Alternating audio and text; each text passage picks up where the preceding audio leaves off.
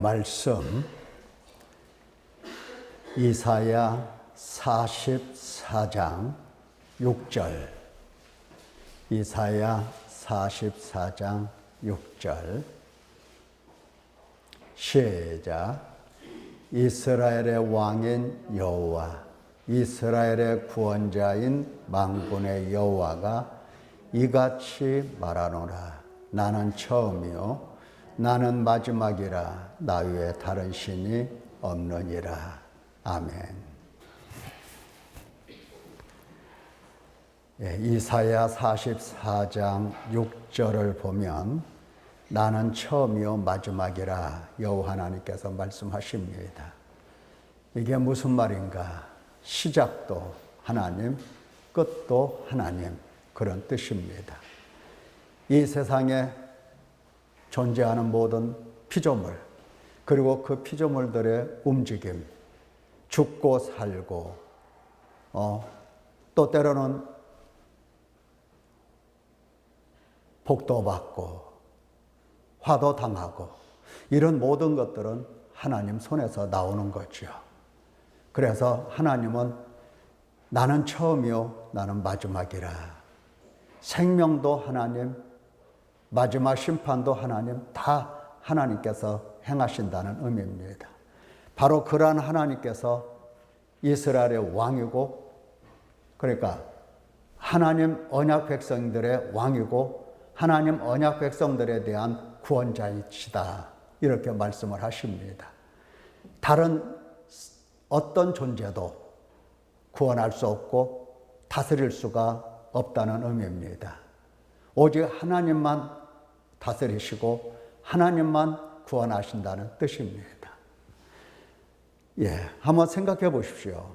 그 하나님께서 우리에게 요구하시는 바가 뭔가? 뭐라고 했습니까? 하나님께서 우리에게 요구하시는 바는 바로 회개라고 그랬습니다. 회개. 오늘 오전에 말씀 들은 거 잠시 살펴보도록 해보십시다. 언약 백성의 회복. 언약 백성의 회복은 다른 게 아니죠. 회개입니다. 회개. 회개가 뭐냐? 하나도 어려운 게 아니에요, 사실은. 하나도 어려운 게 아니에요.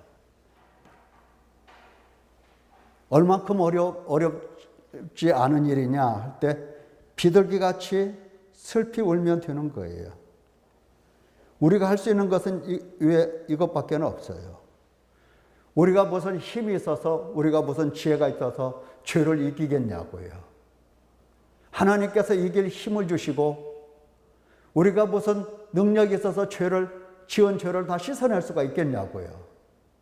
깨끗하게 할 수 있냐고요. 불가능해요. 그럴 수가 없어요. 그래서 우리는 울기만 하라고 하나님이 하시는 겁니다. 하나님을 가까이 하라 하시면서, 우리가 야고보서에서도 이미 말씀을 들었지만, 하나님을 가까이 하라. 어떻게? 슬퍼하라. 울어라. 그거예요. 애통하라. 하나님께서 다른 무엇을 요구하시는 게 아니죠. 회개입니다. 회개는 뭐냐? 그냥 우는 거예요. 나머지는 하나님이 하십니다. 죄를 씻든지, 죄를 이길 힘을 주시든지, 죄를 혐오하든지, 죄를 부끄러워하든지, 이 모든 것은 다 하나님께서 행하시는 일로서 우리는 하나님의 손길을 따라서 우는 것밖에 없어요. 무슨 재주로, 우리가 무슨 재주로 어디 가서 우리가 지은 죄를 깨끗하게 씻고 해결하고 오겠어요? 어디 가서 우리 힘으로 할 수가 없어요. 그래서 슬피 우는 것밖에 없어요. 울 때 그냥 우는 게 아니죠. 비참함을 보면서 우는 거죠. 누구 앞에서? 하나님 앞에서.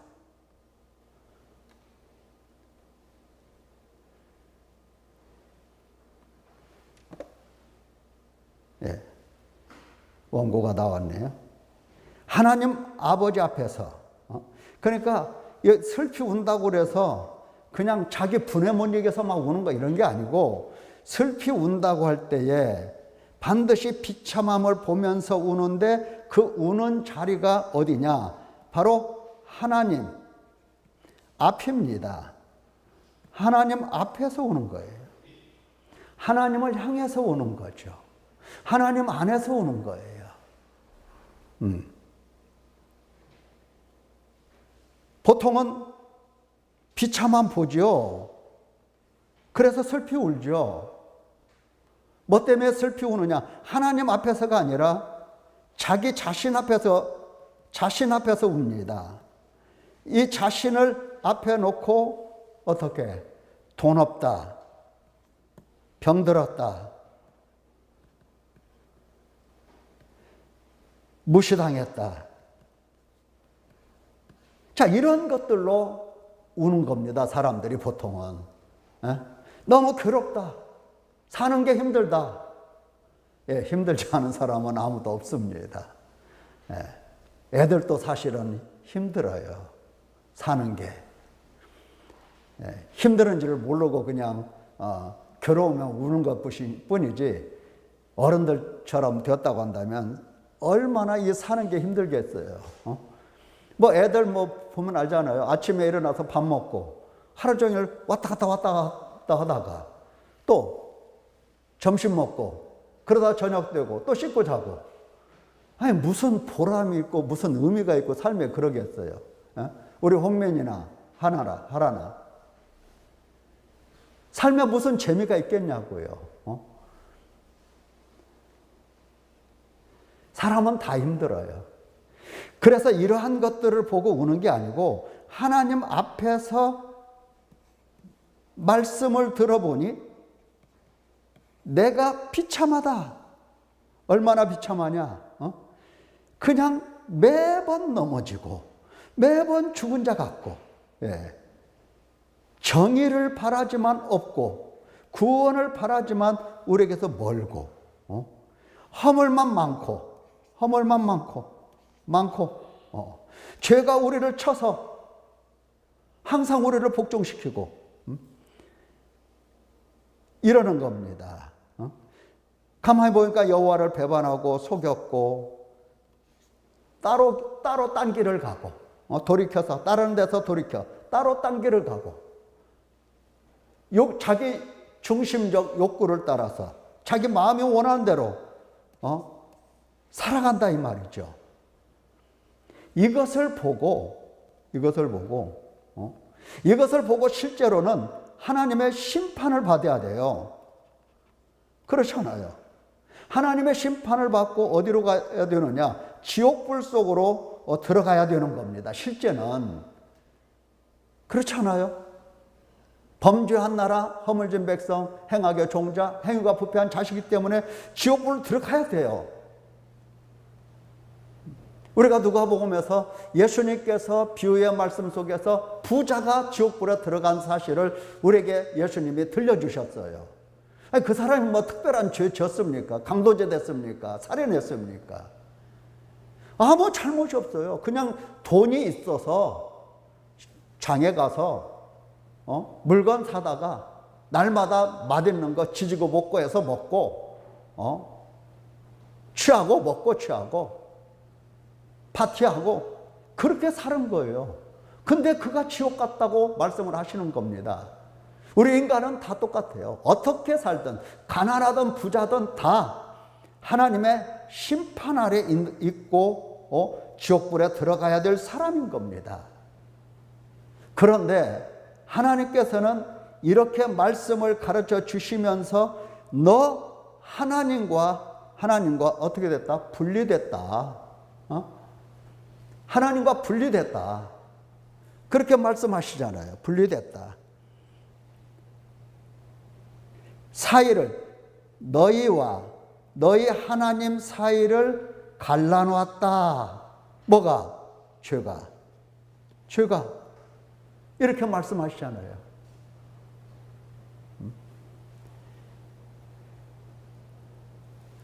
그러시면서 죄가 갈라놓았기 때문에 이제 하나님의 심판 지옥을 피할 수 없지만 그래도 나는 너를 구원하는 자요. 나는 너를 다스리는 왕이요. 나는 너의 하나님이요. 나는 너를 양육하는 자요. 나는 너의 구속자이기 때문에 내가 너의 모든 죄를 도말할 거야. 돌아와. 돌아와. 다른 것 다 묻지도 따지지도 않아. 돌아와. 회개해. 그러는 거죠. 하나님께서. 돌아오라고 하잖아요. 묻지도 따르지도 않고 따지도 않고 돌아오라고. 자, 우리 하나님께로 돌아오라. 돌아오라. 누구든지 다 돌아오라. 너그럽게 용서하신다. 하나하나 따지지 않고 너그럽게 용서하신다. 너 허물을 도말하는 자니 네 죄를 기억하지 않겠다. 돌아오라. 회개하라. 예. 그래서 이와 같이 하나님 백성, 언약의 백성들은 하나님 앞에 나와서 우리가 이러면서 이제 비참함을 보며 슬피 울며 죄를 알며 죄를 고백을 하는 겁니다. 죄를 고백하는 거예요. 다 드러내는 거예요. 자, 하나님께서는 이것까지만 하라고 하세요. 이렇게 하라고 하세요. 이렇게. 더 이상 바라는 게 뭐 있어요? 요한일서의 1장에 8절, 9절 그 뒤에 나오는 말씀이 그거잖아요. 죄를 자백하면 믿으신 하나님이 다 용서하신다고 말씀을 하세요. 우리가 자백하면 하나님은 그것으로 만족하십니다. 이렇게 슬피 울기 시작을 하면 이 사람은 죄라는 것이 무엇인지 알게 되는 겁니다. 그래서 죄에 대한 인식이 새로워져요. 죄에 대한 인식이. 그리고 죄에 대한 의식이 내 속에 들어오기 시작을 하는 겁니다. 그래서 죄가 내 속에 있다, 내 속에 자리하고 있다, 내 지체 안에 머무르고 있다 하는 사실을 의식을 하게 돼요. 미운 죄가, 부끄러운 죄가, 혐오스러운 죄가 내 지체 속에 다 들어있어요. 생각, 말, 행동, 나의 지성, 나의 감정, 나의 의지, 모든 내 인격체 속에 죄가 다 들어있다라고 하는 것을 의식하게 되는 겁니다. 울지요. 이렇게 되면 비참함 때문에 탄식을 하게 되는 거죠. 탄식을 하면 죄뿐만 아니라 내가 죄인이라는 인식이 들어와요. 죄인, 내가 죄인이다. 인식. 그리고 내가 죄인이라는 의식을 갖게 됩니다. 점점. 그러니까 이 사람의 탄식 나오죠. 탄식은 더 깊어집니다.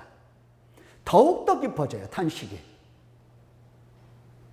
그래서 죄가 얼마나 심각하고 죄가 하나님의 진노와 분노를 일으키기에 충분한 그러한 물건이구나 생각을 하고 탄식이 깊어집니다.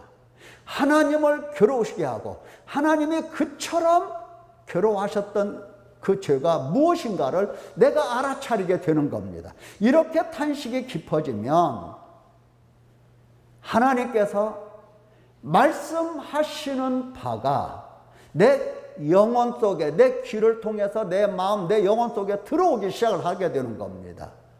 무슨 말씀이 들어올까? 하나님은 내가 너의 죄를 도말하는 자다. 내가 너의 구속자다. 너를 내가 구원한다. 나는 너의 왕이다. 나는 너를 기르는 아버지다. 등등 이 복음의 말씀이 우리 속에 들어오기를 시작을 하게 되는 겁니다. 깨닫게 돼요. 내가 죄인이 아닐 때는 죄에서 구원하시는 예수 그리스도 전혀 안 들어와요. 안 들어오니까 예수님 하면은 우리 인간이 뭘 찾습니까? 예수님 하면은 복을 달라고 하잖아요. 예수님. 예수님하고 부르면 나를 죄에서 구원하신 하나님으로 보는 게 아니라 복을 주는 그러한 하나님으로 바꿔 가지게 되는 겁니다. 예수님을 우상으로 만들어요. 입만 벌리면 복 주는 그러한 분으로 만들어버려요. 이게 믿음이 아니죠. 회개가 없이 믿는다는 믿음은 믿음이 될 수가 없는 이유가 바로 이거예요. 예수님을 이상한 예수님으로 만들어요. 마음속으로 예수님은 나를 죄에서 구원하셨지 생각을 한다 하더라도 실제 삶에 있어서는 예수님께 전부 다 복과 관련돼서 입을 열고 마음속으로 기도하고 그렇게 되는 겁니다. 나를 죄에서 구원하신 그 주님이 너무 감사하고 감사와 찬송과 영광을 돌리고 나의 모든 것을 드리기가 아깝지가 않고 그분이 너무 존귀한 분이시고 그분 없으면 나는 죽고 절대 신뢰, 절대 믿음이 나오지를 않는 겁니다. 회개가 없다면. 그래서 예수님께서도 복음을 친히 찾아오셔서 복음을 전하실 때도 회개부터 명령을 하신 겁니다. 성령께서 오셔서도 회개부터 시키시는 겁니다. 왜? 누구를 보여주시기 위해서 너의 죄 문제로 네가 탄식하고 마음을 찢고 슬피 울면 너의 죄 문제를 이분이 바로 해결하신 거야 하고 예수 그리스도와 성령 하나님과 삼위 하나님 아버지와 이 삼위 하나님을 알아들을 수 있게 되기 때문입니다. 자, 하나님과 인간이 어떻게 됐다? 분리됐다. 죄 때문에 분리됐다. 그런데 하나님은 누구와 함께 하시느냐? 간단하잖아요. 이와 같이 비둘기처럼 우는 사람, 그 사람과 함께 하신다고 하시잖아요. 우리가 오늘 아침에도 아까 들었죠? 예. 이사야 66장 2절 말씀, 57장 15절 말씀 보면은 자, 여호와가 말하노라 내 손이 모든 것을 지었으므로 그들이 생겼느니라 하시면서 무릇 마음이 가난하고 심령에 통회하는 사람, 내 말을 듣고 떠는 사람 내가 돌보겠다고 하시잖아요. 내가 돌보겠다.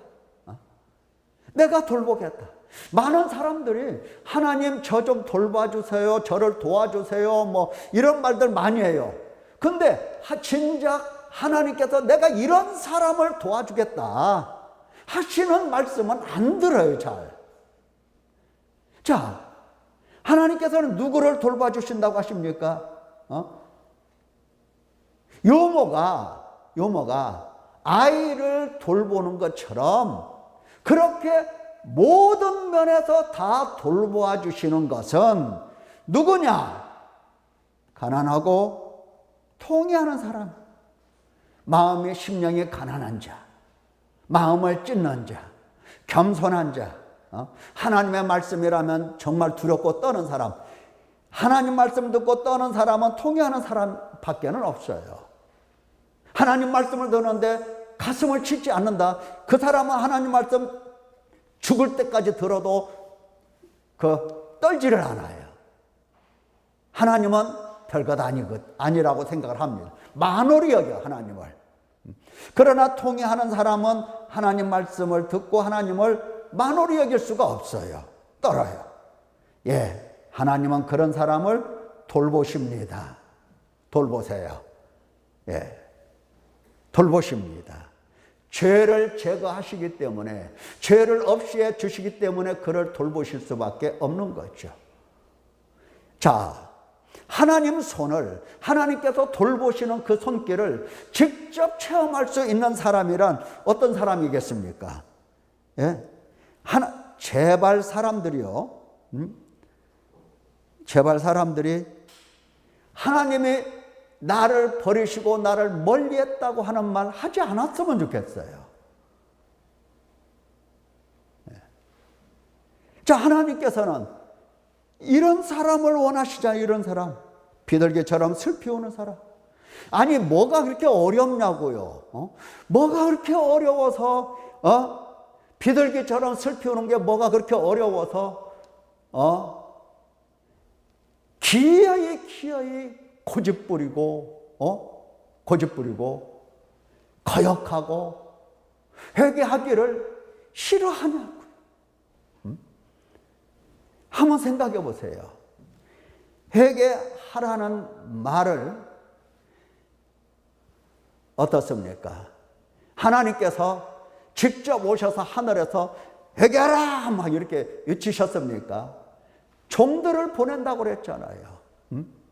그렇죠? 여러분들이 이제 여러분들에게 보내준 자는 제가 잘났고 못났고를 떠나서 보내준 자는 저잖아요. 저 맞죠? 여러분들에게 보내준 사람.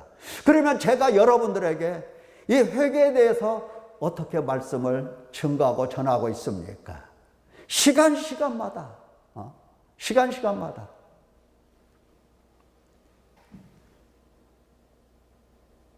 나는 보통 하나님 말씀을 듣고 그냥 그런가 보다 하고 흘려들을지 모르지만 말씀을 증거하는 사람은 죽고 싶은 심정이다니까요. 이 말씀을 거역하면, 이렇게 슬피 울지 아니하면 영원히 하나님과 격리되어서 지옥불로 들어가는 것이 당연하고 그것이 바로 앞에서 보이게 되는데, 이거 슬피 울지 아니하면 죄 문제가 해결되지 않고 하나님 백성으로 회복이 되지 않고 하나님의 약속이 남아 있을지라도, 안식에 들어갈 약속이 계속 남아 있을지라도 그 사람 그 본인은 지옥불로 들어가게 되는 것인데, 얼마나 가슴이 타고 애타고 그래서 그냥 이렇게 하라고 시간마다 부르짖고 있는데,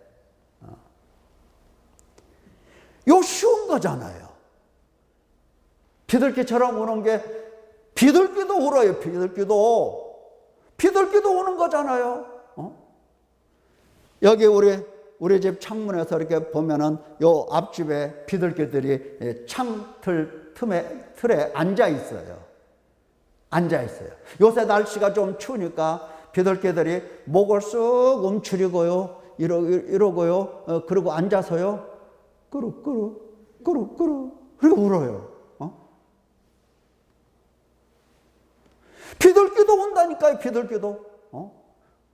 비둘기도 울어요. 하물며 우리 인간이 하나님 앞에 범죄한 자로 하나님께서 말씀하고 계시는데 어떻게 안 울 수가 있어요? 얼마나 하나님보다 높으면 안 우냐고요. 이거 울지 않기 때문에 하나님의 돌보심을 체험할 수가 없는 겁니다. 하나님의 돌보심을 체험할 수가 없어요.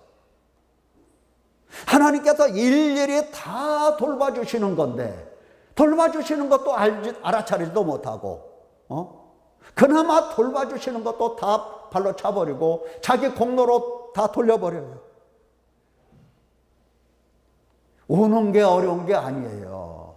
거역하려고 하는 마음이 내 속에 강하게 남아있기 때문에 회개하지 않는 거지. 따라서 해봅시다. 비둘기도, 좀 크게 따라서, 비둘기도 울더라. 비둘기도 울더라. 비둘기도 울더라. 다시 한번 따라서요. 비둘기도 울더라. 비둘기도 울어요. 가끔 이렇게 기도하시는 내용을 보면 정말 마음을 찢고 아파하면서 하나님 앞에 울었더니 하나님께서 이렇게 내게 감사한 일들을 깨우쳐 주시고, 그래서 내가 조금이나마 하나님께 감사드렸다라고 말씀하시는 분들이 있어요. 실제로 울으면 하나님의 돌보심이 손에 잡힌다고요. 눈에 보인다고요.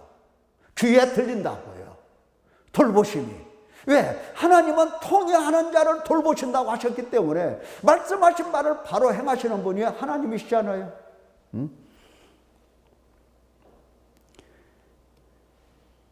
예. 이사야 57장 15절 이하에 보면은, 자, 내가 높고 거룩한 곳에 있으며, 하나님께서는 높은 곳에 계세요, 원래. 예? 그런데 그러한 분이 통회하고 마음에 겸손한 자와 함께 하겠다 말씀하시잖아요. 마음을 찢고, 통회하고, 아파하고, 이런 사람과 하나님이 함께 하시겠다는 겁니다. 내가 너와 함께 한다. 아니, 하나님께서 나와 함께 해 달라면서, 하나님 보고 나와 함께 해달라고 하잖아요. 그런데 내가 너와 함께 하겠다고 네가 통회만 하면 나는 통회하는 자와 함께 있나니 하시면서 함께 한다고 말씀하시는데, 왜? 슬피 오는 것은 안 하고, 그냥 생짜로 나와 함께 해달라고 하나님께 때를 부리나고요, 때를. 거기 있을 수 없는 일입니다. 실제로 통회하면 하나님께서 함께 하심을 보게 되는 겁니다. 보게 된다고요. 누구라도 다 마찬가지예요. 우리 집사님들도 마찬가지고, 우리 청년들도 마찬가지고, 누구라도 마찬가지, 누구라도. 이 세상에 태어난 모든 사람은 정말 하나님 앞에서 통회할 때에, 비둘기처럼 슬피 울 때에, 함께 하여 주시는, 돌봐주시는 그 손을 체험하게 된다고요. 따라서 해봅시다. 비둘기도 울더라. 비둘기도 울더라. 아니, 비둘기만도 못 오면 되겠습니까? 자, 비둘기도 울더라. 나도 울어야 되겠다 하시는 분 손 한번 들어봅시다. 저 오늘 예배 참석하신 분들 손 한번 들어봐요. 내 눈에는 안 보이지만 그래도 한번 들어봐요. 손 들고 따라서 해봅시다. 비둘기도 울더라. 비둘기도 울더라. 내가 못 울을 리가 뭐가 있어요? 내리세요. 자, 함께하여 주시는 이유는 영을 소생시키고 마음을 소생시키려고 하세요. 구원하시려고 하시는 겁니다. 자, 그렇다고 한다면 왜 아침에 한 이야기를 왜 또 이렇게 반복해서 또 하겠습니까? 오늘 또 지나면 또 집에 가면 또 안 울어. 그렇잖아요. 안 울을 거지. 그러니까 또 이렇게 하나님께서 또 말씀하게 하시는 겁니다. 안 울을 거잖아요. 우리 배 집사님 울을 거예요? 저 대답 확실히 한번 해보세요. 울어요, 안 울어요? 울 거죠? 한번 울어봐요. 울고 그 울 때에 나는 눈물을 조그마한 병에다가 한번 받아 갖고 와보세요. 그거 받아 갖고 와보시라고요. 울었다는 증거로. 울면 하나님께서 내 마음을 어떻게 돌보시고 어떻게 함께 하시고 어떻게 은혜를 주시는가를 금방 느껴요. 금방 느껴요. 우리 기도하시는 분들 여기 많이 계시잖아요. 금방 느끼는 거 알죠? 금방 느끼는 거 알아요. 다 알아요. 자, 다시 한번. 비둘기도 슬피 울더라. 예, 비둘기도 슬피 울더라. 내가 못 울 게 뭐가 있어요.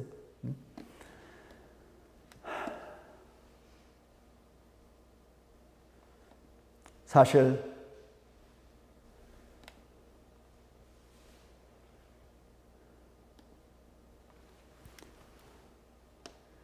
제가 이렇게 설교를 하고요. 그 다음에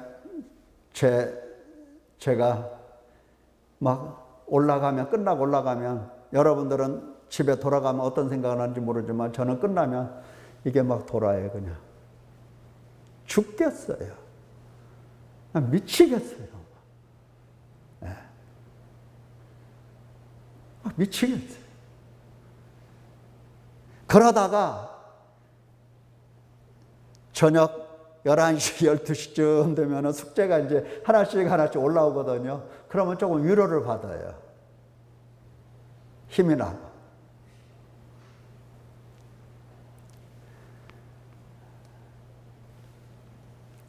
하나님께서도 여러분이 눈물을 흘릴 때 너무 기뻐하십니다. 그것처럼 하나님이, 생각해 보세요. 하나님께서 그 부패한 자식들인데 말이죠. 어떻게 함께 하시려고 마음을 갖겠어요. 근데 우는 것 보면 하나님 마음이 정말 감동이 되는 거예요. 우는 것 보면 하나님께서 마음이 너무 막 확 달라지는 거예요. 그래서 하나님께서는 막 진노하고 괴롭고 막 이랬던 마음들이 싹 사라지고 그냥 쫓아가서 부둥켜 안고 안아주고 보살펴주고 함께해주고 업어주고 막 하나님께서 이렇게 하시는 겁니다. 기가 막히죠. 자, 오늘 진도 나가야 되죠. 진도를 거꾸로 나갔어요. 안 오려고, 안 오는 분 때문에. 우리 재화 금요일 날만 올 거야? 재화 어디 있어? 재화 저기 있네. 재화 금요일 날만 올 거야? 홍주야 금요일 날만 울어? 금요일 날만 되면 하나씩 올리는 분들이 가끔 있어요. 안 됩니다. 월요일부터 철두철미하게 하세요. 그게 여러분에게 좋은 겁니다. 지혜가 되고 힘이 돼요. 자, 진도 나갑니다. 자, 그러면 언약 백성들이 이렇게 하나님께 돌아와서 슬피 울 때에 그 우는 것 그 자체가 무슨 대단한 일이라고 하나님은 함께 하시고 하나님은 그를 구원하시고 하나님께서는 그를 돌보시고 그러는 거냐? 아니다 이 말이야. 아니다. 그 우는 것이 대단한 것이 아니라 하나님께서 작정하신 게 있어요. 그것이 바로 여호와 하나님의 수고와 괴로움이에요. 자, 하나님께서 하시는 말씀 잘 들어보세요. 이사야 43장 24절 우리가 이미 다 들은 말씀이죠. 뭐라고 말씀하세요? 내 죄짐으로 네가 나를 위해서 헌금도 하고 희생도 드리고 그것 때문에 네가 나를 흡족하게 한 거냐? 아니다 이 말이에요. 네가 무슨 짓을 해도 무슨 봉사를 하든 뭐를 하든 너는 죄 짐으로 나를 수고롭게 하는 거야. 그거예요. 다시 말하면 네가 돌아와서 울 때에 나는 너를 위해서 기꺼이 수고하겠다라고 하는 거예요. 수고하겠다. 너의 죄악으로 나를 괴롭혔지만 그것으로 심판하는 게 아니라 내가 너를 위하여 다시 해산하는 수고를 하겠다 하는 겁니다. 하나님께서 구원하시겠다는 뜻이에요. 언약 백성에 대하여 죄인에 대하여 해결해야 할 책임자는 오직 하나님뿐이시라라고 여기시는 겁니다. 책임자는 나다라고 하는 거예요. 하나님이. 그래서 수고의 짐을 하나님께서 지시는 겁니다. 언약 백성의 모든 잘잘못에 대한 이 수고의 짐은 당신이 지시는 거예요. 당신 언약 백성의 모든 잘잘못은 그들의 잘잘못으로 돌리는 게 아니고 당신이 친히 해결해야 되고 당신이 친히 덮었어야 할 죄라고 하나님께서 여겨주시는 겁니다.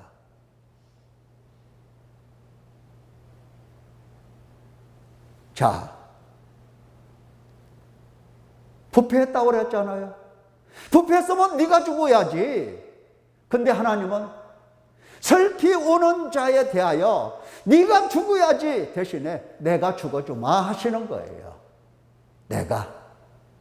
그래서 하나님께서는 수고의 죄짐을 지시는 겁니다. 수고롭게 정말 괴롭고 더럽도록 수고로운 짐을 내가 지겠다라고 하는 겁니다. 예, 하나님께서. 그리고 오직 괴로운 고통 중에서 하셔야 할 일로 보시는 겁니다. 뭘? 구원하시는 일을. 슬피 울며 돌아오는 자에 대한 모든 책임은 하나님께 있다라고 하나님께서 생각을 하시는 겁니다. 이건 명확하게 당신이 누구의 책임인지를 딱 알고 계세요. 아까 하나님과 인간 사이에, 사람 사이에, 자, 이것이 있다고 그랬어요. 끼어 있는 거. 죄악이라고 그랬죠. 그래서 오고 갈 수도 없어요. 이 문제를, 인간과 하나님 사이에 끼어있는 이 죄 문제를 누가 해결해야 될 것이냐? 인간이 할 수 있는 거냐? 없다. 하나님 책임으로 보시는 겁니다. 하나님 책임. 이 분리라고 하는 것이 그냥 대충 분리된 게 아니에요. 그냥 근거 놓고 내 땅, 네 땅, 뭐 이런 식으로 분리해 놓은 게 아니에요. 어둠과 빛 명확하죠? 낮과 밤 명확하죠? 바다와 육지 명확하죠? 어느 날은 바다가 됐네. 또 어느 날은 육지가 됐네. 이러지 않잖아요. 여러분 지금 안산에 사신 지가 얼마나 됐어요? 그래도 꽤 됐잖아요. 안산에 살면서 자고 일어나 봤더니 전부 다 안산이 바다가 됐어. 또 일어나고 봤더니 다 땅이 됐어. 그럴 수 있어요? 없어요? 없어요. 하나님께서 딱 나눠 놓으신 겁니다. 나눠 놓으셨어요. 누가 이걸 합할 수가 없어요. 하나님과 인간 사이에 딱 나눠져 있어요. 그렇게 나눠져 있어요. 이렇게 갈라놨어요. 죄가 무서운 거잖아요. 하나님이 싫어하는 거 죄. 이 죄에 대한 책임을 당신이 지신다는 겁니다. 네, 당신이. 그래서 하시는 말씀, 언약 백성에 대한 여호와 하나님의 이 구원 이야기를 하나님이 하세요. 1장 25절에 보면 내가 내 손을 너에게 돌려 내 찌꺼기를 잿물로 씻듯이 녹여 청결하게 하며 그랬어요. 하나님께서 청결하게 하겠다는 겁니다. 이 죄 문제, 이거 청결하게 하겠다. 내 혼잣물을 다 제하여 버리겠다. 제하여 버리고 내 재판관, 너의 재판관들을 처음같이 너의 모사들을 본래같이 회복할 것이라 그랬어요. 이게 무슨 말이냐? 재판관들, 모사들, 이들이 타락하고 이들이 병들어서 사회 전반, 나라 전반이 다 정의가 없고 공의가 없는 겁니다. 그래서 하나님은 그 지도자들을 새롭게 하시겠다는 얘기예요. 그리한 후에야 네가, 여기 네가라고 하는 것은 시온성을 얘기하는 겁니다. 하나님 백성들, 의의 성읍이라 신실한 고을이라 불리리라 하셨나니 시온은 정의로 구속함을 받고 돌아온 자들은 공의로 구속함을 받으리라. 시온 돌아온 자 마찬가지죠. 회개하는 자 다 구속받는다는 말씀을 하시는 겁니다. 하나님께서 이렇게 구원하시겠다고 계획을 딱 세우셨어요. 작정하셨어요. 이것은 누가 바꿔놓을 수 있는 게 아니에요. 구원 계획 하나님이 하셨고, 이 구원은 주권적 사역이에요. 누가 인간이 협력할 수 있는 게 아니에요. 하나님이 일하실 때 인간이 조금 한 50% 보태줄까? 그러는 게 아니에요. 하나님께서 전적으로 행하시는 일들입니다. 그리고 이 구원이라고 하는 것은 죄사함으로 말미암는 구원이에요. 죄사함으로 말미암는 이 구원이 뭐에까지 미치느냐 할 때에 삶의 모든 여정, 복 다 포함되어 있는 것들이에요. 죄 때문에 인간의 모든 저주가 임했거든요. 땅도 저주를 받았어요. 짐승들도 저주를 받았어요. 이 세상에 존재하는 모든 것은 인간의 죄 때문에 하나님으로부터 저주를 받은 거라고요. 죄에서 구원받게 되면 이제 하나님은 인간에게 내렸던 저주를 하나씩 하나씩 다 걷어내시는 겁니다. 복이 임하는 거예요, 복이. 복이 임하는 겁니다. 예.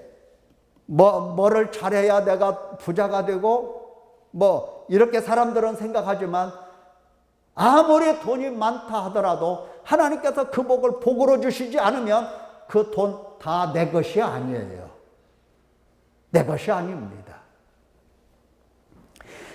죄에서 구원과 삶의 모든 여정, 복, 이것이 함께 어우러져서 구원이라고 하나님이 말씀을 하시는 겁니다.